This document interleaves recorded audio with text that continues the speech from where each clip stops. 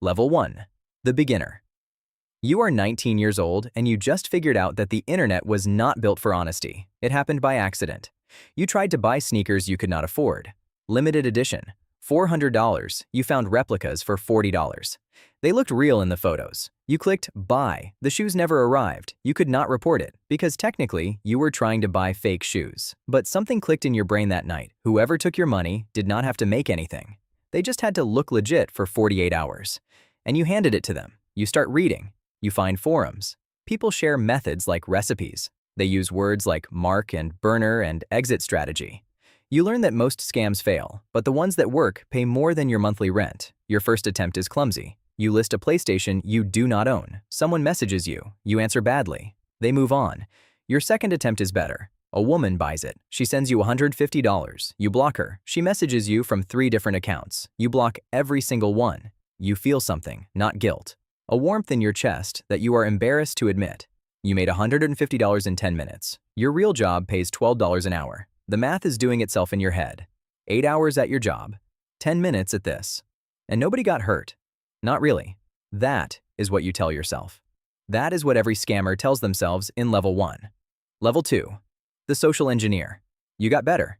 You learned that the real skill is not the lie itself. Anyone can lie. The real skill is making someone believe they are safe. You started calling people. Your first phone scam is terrifying. Your hands shake. Your voice cracks. The person on the other end is an elderly man in Florida. You are pretending to be his grandson. 3 hours of research on this family. You know his dog's name from Facebook. The old man buys it. He sends $600. You hang up. You stare at the wall for 20 minutes. The next day is easier. By the end of the month, you have scripts. You have personas. You have a notebook full of strangers' details, their birthdays, their children, their medical histories from data breaches you bought for $40. You move into romance scams. A woman in Ohio sends you $200 a week for 7 months. She thinks you are a soldier deployed overseas. You have photos stolen from a real soldier's Instagram. You reply to her messages between calls. You schedule your lies like meetings. She sends you a handmade birthday card. You keep it in a drawer. One day she writes, "I love you." You stare at it. You type, "I love you too," and you mean it. And that makes it worse. Because you are stealing from someone who loves a version of you that does not exist. You think about stopping, but the notifications have a rhythm. And you have bills, and you have been playing a role for so long that you are not sure who the real one is anymore. Level 3. The operator. You are not alone anymore. You work in a building that looks like an office. Inside, rows of desks. Each desk has a script. Each script has a target. Each target has a dollar amount. Your boss is a man you have never met. He pays in cryptocurrency. You know his voice. You do not know his name. That is by design. You are on the investment fraud desk. You convince people you are a financial advisor. Fake license number, fake website, fake review page with 47 fake reviews. Everything except a conscience. Your daily goal is $5,000. Most days, you hit it before lunch. You learn that greed is the most predictable human emotion. People hand you their life savings if you promise them double. You learn to spot the hesitant ones from the first sentence. You make $180,000 in 8 months. No taxes, no bank account. Crypto wallets you rotate every 3 weeks. You tell yourself you are an entrepreneur in an unregulated market. You stop going outside. You stop answering unknown calls. You stop trusting the people at the desk next to you because you have seen what happens when someone gets caught. They flip. It is never about loyalty. It is about leverage. The group chat is active 24 hours a day. Someone is always celebrating a score that came from a grandmother's pension fund. You do not comment on those anymore. You are 24. You have more money than your parents will make in their lifetimes. You have not had a genuine conversation in 3 months. Level 4. The specialist. You graduated from the call center. The people who stay on the phones stay there forever. You were not going to be one of them.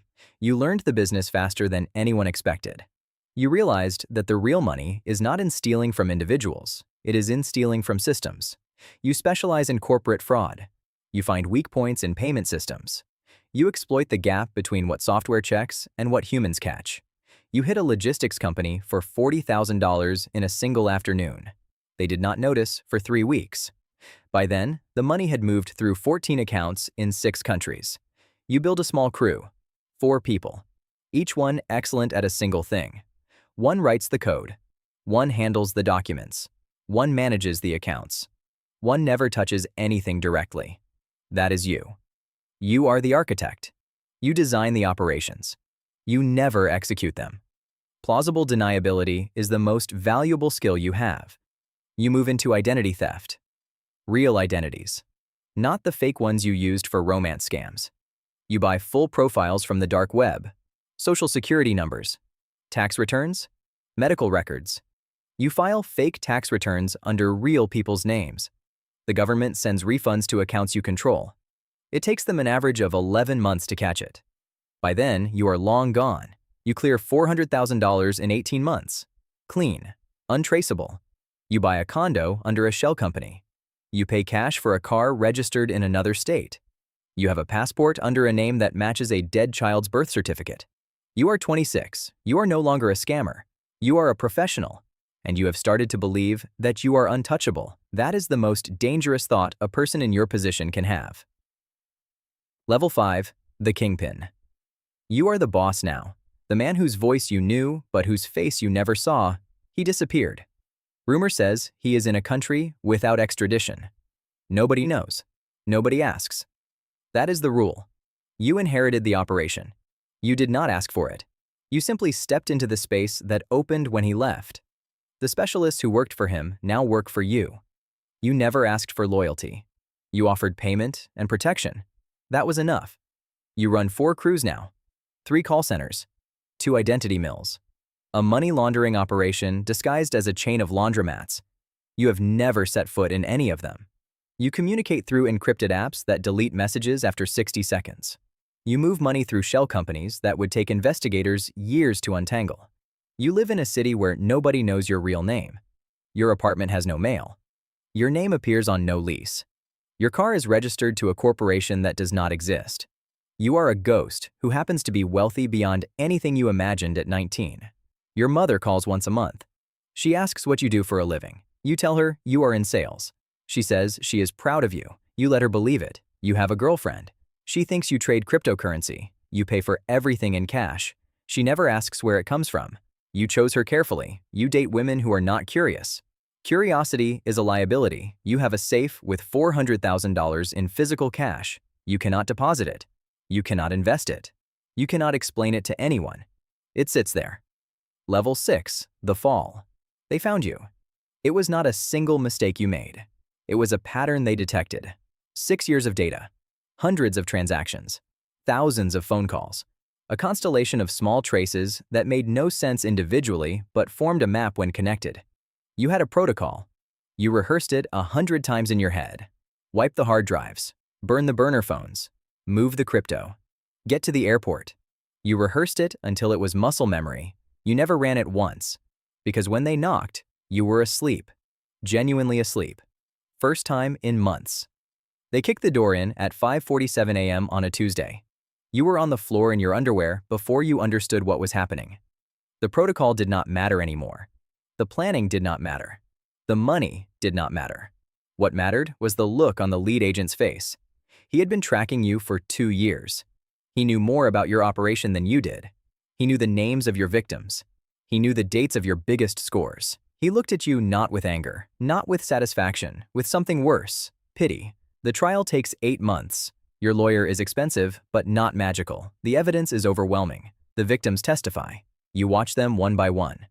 The woman from Ohio is there. She looks older than you remember. She looks at you during her testimony.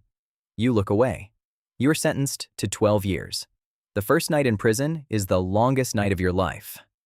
The cell is smaller than your childhood bathroom. The mattress is 2 inches thick. The sounds are unlike anything you have ever heard. You lie on your back and stare at the ceiling and try to remember who you were before you started. You cannot.